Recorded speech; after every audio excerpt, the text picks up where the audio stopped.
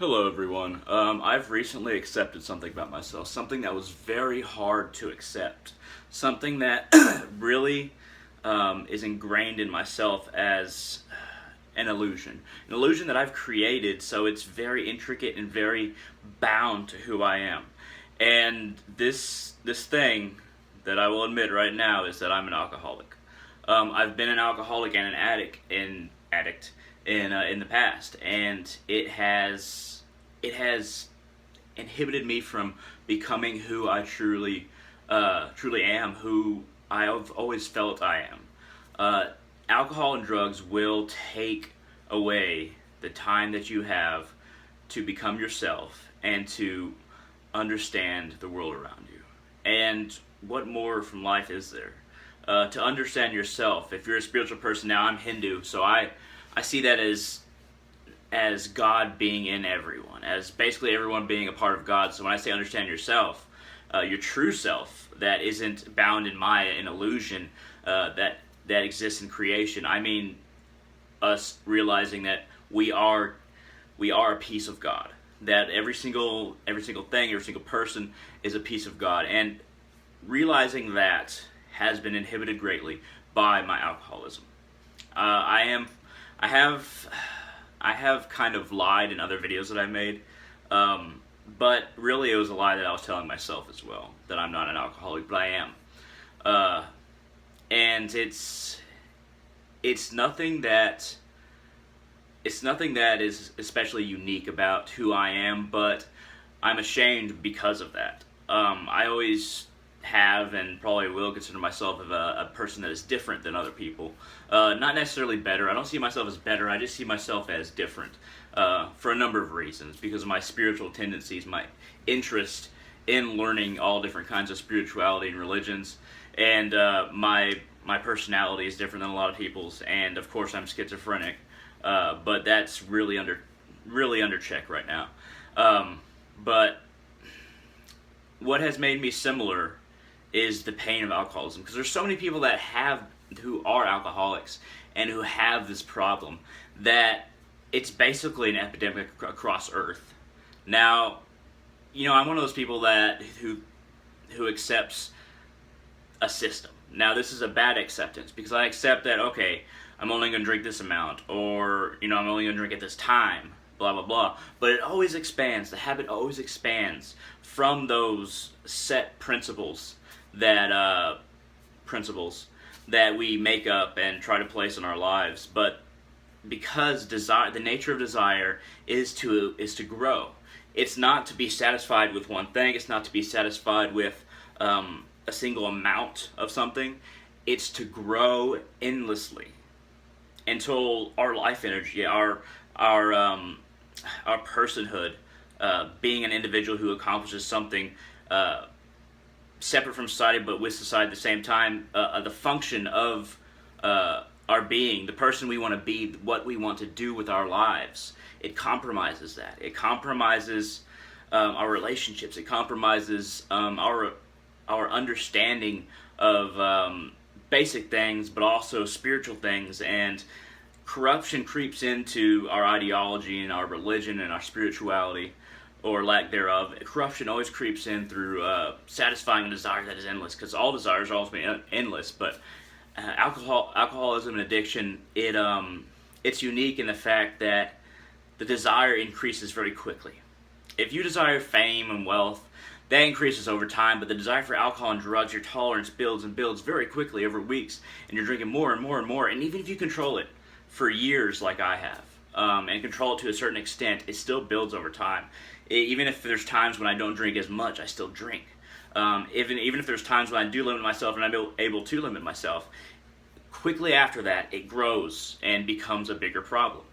I just want to express, I've shared these details because I want to express a sympathy for anybody out there struggling with alcoholism and addiction. And I have a piece of advice. The thing that has helped me pass or become more than an addict or an alcoholic, even though I'm still an alcoholic, and the thing that has helped me become more than a schizophrenic, more than a depressed person, is purpose. You have to find a purpose for yourself and a means to fulfill that purpose, to carry out that purpose. And now, we don't all have a good idea of what we're here for. Even if you don't believe in God, we don't have an idea of what we truly want to do. But search for it. I'm Hindu, not Buddhist, but as Buddha said, your purpose in life is to find your purpose. And admitting that you have a problem and finding a purpose to help stymie the progress or the digression into alcoholism and addiction, to lessen it, to get your mind away from being that, to satisfying that desire. Finding your purpose is the thing you must do before you realize the purpose. And once you realize the purpose, it's going to be much easier to keep your mind away from consumption of drugs and alcohol. Purpose is key. And I don't believe in AA and NA. I don't have a problem with people that do, but the system, the books, they didn't work for me because I'm all for recognizing a higher power, though I don't think it's necessary to quit. But mainly, it didn't feel like it perpetuated who I am. It didn't feel like it was me working towards a purpose. It felt like just as long as you don't use and you don't drink, then you're good.